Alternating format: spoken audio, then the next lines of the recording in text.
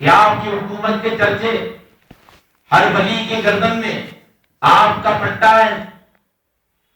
مثال کے طور پر کہہ دوں کہ امام اہل سنت احمد رضا خان صاحب قبلہ دور سے شریف قریب ہے، تو آپ کو ان چیزوں سے سرفرازی آخر کہاں سے ہوئی؟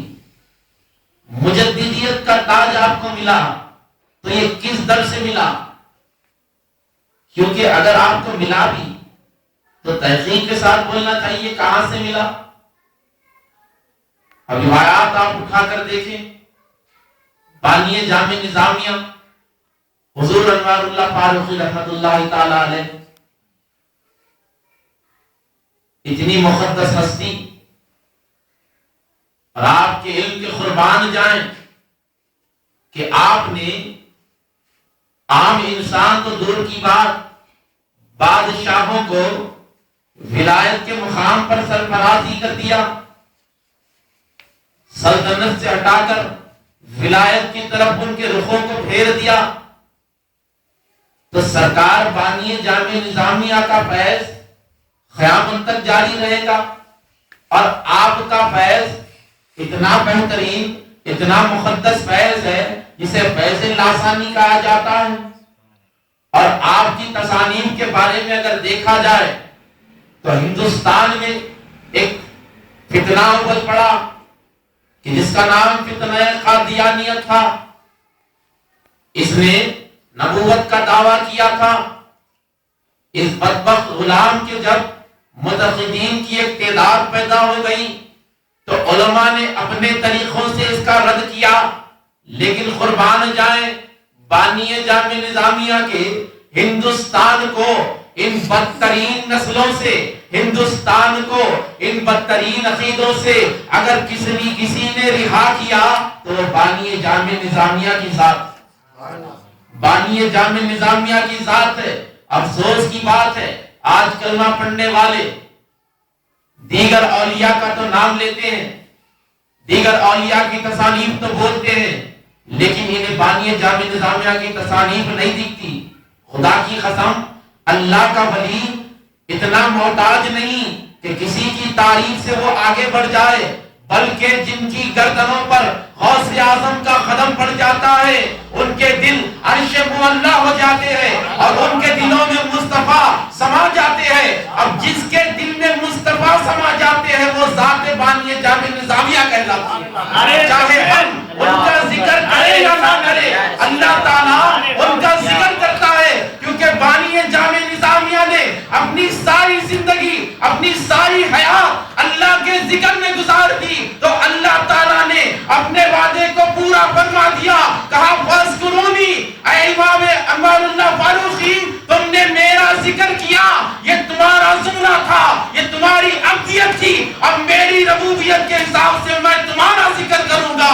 اب انہوں نے ذکر کیا تو 60 سال کی زندگی میں کیا، اب اللہ نے ذکر بلند کیا تو قیامت تک بانی جامع نظامیہ کے ذکر کو بلند و بالا کر۔ سبحان اللہ۔ تو اللہ جس کے ذکر کو بلند کر دیتا ہے، اللہ جس کے ذکر کو بلند کر دیتا ہے، ساری کائنات اس کے ذکر کو چھپا نہیں سکتی۔ ساری کائنات مل کر بھی اس ایک ولی کے ذکر کو نہیں چھپا سکتی۔ اب بانی جامع نظامیہ کا مقام کسی سے اگر پوچھنا ہو تو بریلی کے تاجدار امام اہل سنت سے پوچھو۔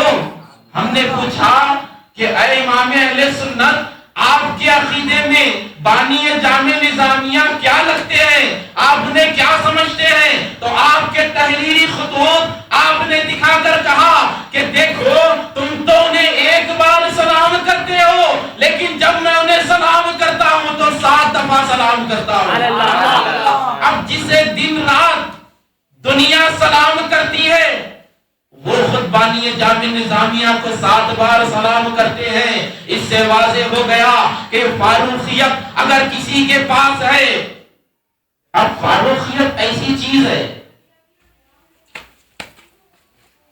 حضور علیہ السلام نے ارشاد فرمایا کہ جو جس کا ہوتا ہے اسی کی بولی بولتا ہے.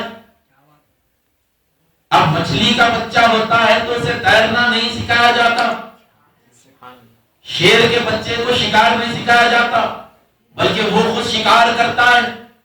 تو آپ نے دیکھا کہ ایک بادشاہ تھا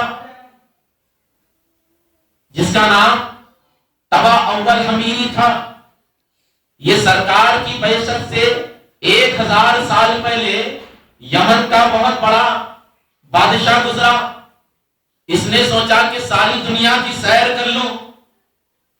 اس نے تقریباً لاکھوں کے لشکر کے ساتھ، ہاتھی گھوڑوں کے ساتھ ساری دنیا کی سیر کرنے لگا. یہ جہاں پر چلا جاتا لوگ اسے دیکھنے کے لیے جمع ہو جاتے. اب بڑی حیرت کی بات ہے، جب یہ مکے میں آیا تو کوئی اس سے ملنے کے لیے نہیں آتا، قبیلہ قریش اس سے ملنے نہیں آتے. تو پریشان ہو کر پوچھنے لگا کہ میں ساری زندگی اپنے سفر میں گزار چکا ہوں، اب میں جہاں جہاں گزرتا تھا لوگ مجھے آ کر دیکھا کرتے تھے، لیکن کیا ہوا اس مکے میں تو مجھے پوچھنے والا بھی نہیں. تو لوگوں نے کہا کہ یہاں پر اللہ کا ایک مقدس گھر کعبہ ہے کہ لوگ اسی کی زیارت کرتے ہیں، اسی لیے تم سے کوئی ملنے نہیں آتا. اسے بڑا جلال آ گیا، اسے غصہ آ گیا. اس نے سوچا کہ میں کل ہی اس کعبے کو ڈھا دوں گا، کل ہی اس کعبے کو توڑ دوں گا. تو اس کے دل میں جب یہ خیال آیا تو اس پر ایک بیماری مسلط ہو گئی. بیماری مسلط ہوئی، طبیبوں نے اسے لا علاج کر دیا. اب یہاں پر ایک چیز میں آپ کو بتانا چاہتا ہوں کہ جو جس چشمے کا پانی پیتا ہے اسی کے رنگ میں رنگ جاتا ہے. تو اس بادشاہ حالت خراب، سیریس کنڈیشن میں ہے. طبیبوں نے کہا کہ یہ کوئی ظاہری علاج نہیں بلکہ یہ باطنی مرض ہے. تو اس نے سوچا کہ میں نے کعبے کے بارے میں بدگمانی کی تھی، توبہ کرنے لگا، توبہ قبول ہو گئی. اب اس نے کعبے کو ایک ریشمی غلاف چلا دیا. اب مکے سے نکل کر مدینے کی سرزمین میں آیا. اب توجہ، جب مدینے کی سرزمین میں اس کا لشکر آیا تو اس کے ساتھ 300 علماء کی بہت بہترین جماعت تھی جو بہترین راہب کہلاتے تھے، اس دور کے دین فطرت کے عالم کہلاتے تھے. ان لوگوں نے مدینے کی مٹی کو، کنکروں کو اٹھا کر سونگنا شروع کر دیا. سونگ کر کہا کہ ہم نے تورات و انجیل میں پڑھا ہے، ہم نے آسمانی کتابوں میں پڑھا ہے کہ نبی آخر زمان اسی دھرتی پر آئیں گے، یہاں سے ہجرت فرمائیں گے. ان لوگوں نے کہا کہ اے بادشاہ ہم آپ کی غلامی چھوڑتے ہیں کیونکہ ہم آقا کے دیدار کے لیے مدینے میں رہ جائیں گے. بادشاہ نے کہا کہ ٹھیک ہے، میرا ایک یہ لیٹر ہے میں لکھ رہا ہوں. اس نے لکھا کہ محمد رسول اللہ صلی اللہ علیہ وسلم کے نام، کہ میں آپ کا غلام ہوں، آپ کبھی بھی آئے میں آپ کا غلام ہوں، میں آپ کے رسول ہونے کی گواہی دیتا ہوں. ان علماء کو اس نے بہت سارے پیسے دیے، 300 علماء کی تعداد تھی.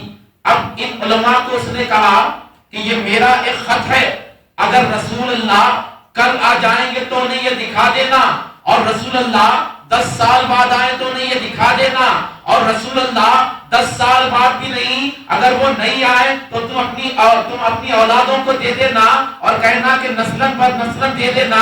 جب سرکار مدینے میں تشریف ڈالیں گے تو سرکار کو میرا یہ پیغام پہنچا دینا.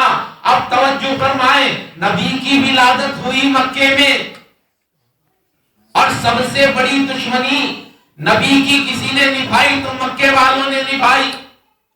لیکن مدینے والے سب سے پہلے ایمان لانے والے ہیں. یہ کیوں؟ کیونکہ یہ مدینے والے صحابہ، یہ گروہ انصار، یہ مقدس علماء کی اولادوں میں سے تھے. یہ ان عاشق علماء کی اولادوں میں سے تھے جو سرکار سے 1000 سال پہلے سرکار کے انتظار میں، سرکار کی یاد تکتے تکتے، سرکار کے چہرے کے دیدار کے لیے روتے روتے اپنی زندگیوں کو گزار دیے اور اپنی اولادوں کو وصیت کیے تھے کہ یہاں پر رسول اللہ آنے والے ہیں. تو ان کے خون میں یہ اثر تھا کہ انہوں نے سنا کہ کسی نے نبوت کا دعویٰ کیا کہ جن کا نام محمد ابن عبداللہ ہے، تو انہوں نے مدینے کو چھوڑ کر مکے میں جا کر حضور کی بیعت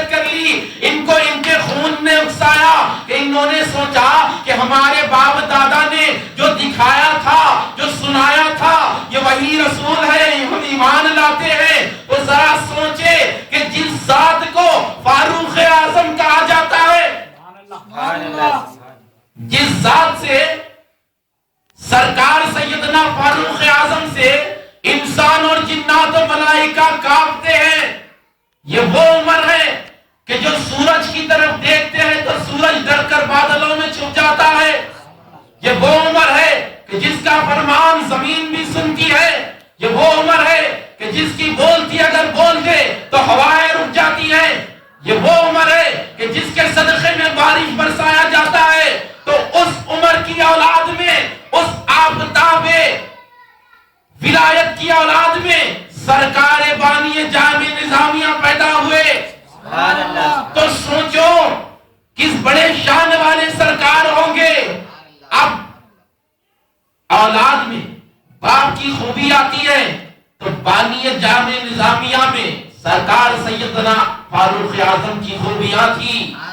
سرکار فاروق اعظم نے کیسر و خسرا کے تختوں کو الٹ دیا، بڑے بڑے مشرکوں کو مسلمان بنا دیا. تو آپ کے جانشین امام انوار اللہ فاروقی نے بڑے بڑے تاجداروں کے تاجوں کو ٹھوکر مار کر ان کو دین کی طرف، پیغام دین کی طرف چھوڑ دیا اور ان کو اسلام کی توحید کی دعوت دے کر انہیں دائرے اسلام میں لا لیا. اور جو دولت کے نشے میں لگے ہوئے تھے انہیں نشائے ولایت میں سرفرازی عطا فرما دی. تو یہ سیدنا فاروق اعظم رضی اللہ تعالیٰ عنہ کا فیض تھا. اب اس فیض سے لاکھوں علماء بنے. سرکار بانی جامع نظامیہ اتنی مقدس